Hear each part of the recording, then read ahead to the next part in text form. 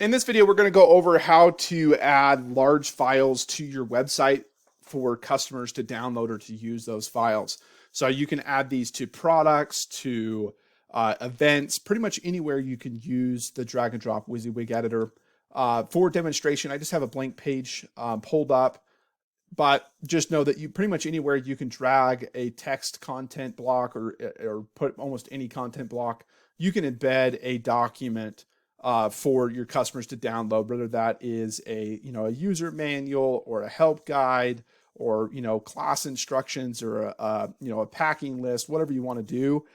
You can add all kinds of attachments to your website. So pretty simple to do. I'm going to go to this page. I'm in edit mode. The first step is you have to have a content block to start with. So most of the time I just grab my text block and just pop that in there.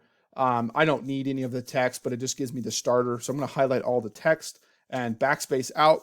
And now you can see it says type for command. So now I'm going to hit my backslash and I'm just going to type in or start typing image, and you'll see it says image. Okay, we're not going to insert an image, but the image object or tool is what allows us to do other things. So you can do images through this. You can also do videos and embed a video. And this is obviously where you can pick your icons and whatnot. But you'll see there's a tab here called Documents. I'm going to grab that document and I can upload a document from here and say, okay, upload a document, go into my files, my folder, and say I want to do the sample PDF. And it's going to upload it and automatically paste it on that page. Okay, so from here, I'm just going to go ahead and save this. And you'll see now that I have this little icon. If I click on that icon, it's going to go ahead and automatically download my PDF or my document that I just uploaded. So the other thing that you can do is once you have it pasted on your page, I can right mouse click on this and say copy link address. This is a link that you can use pretty much anywhere. So I can paste this into a browser. I'm just going to paste this in. You won't be able to see the URL, but it'll paste it in there and you can see it automatically downloaded my file again.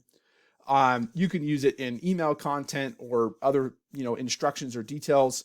And you can also use it within your own page. So say, well, I don't really like this. This is kind of an ugly icon. I want something a little bit better.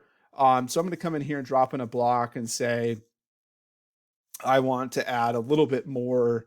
Maybe it's a feature content. I'm going to add 3 or 4 different files.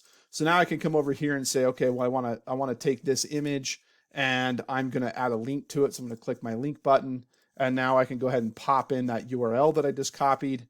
I would typically, well, I guess it depends on what you're doing, but sometimes you want to click this open and in a new window. For the downloads, document downloads, it really doesn't matter on this one. It's going to just download it. It's not going to, shouldn't be a problem. And then I'm going to go ahead and save this. And now you can see if I click on my icon over here, now it has kind of a hover effect. And if I click on it, there you go. You see it downloaded my file. So that's a quick, easy way to be able to upload a larger file content or videos or not videos, but how-to guides, manuals, anything like that. You can do the same thing on products.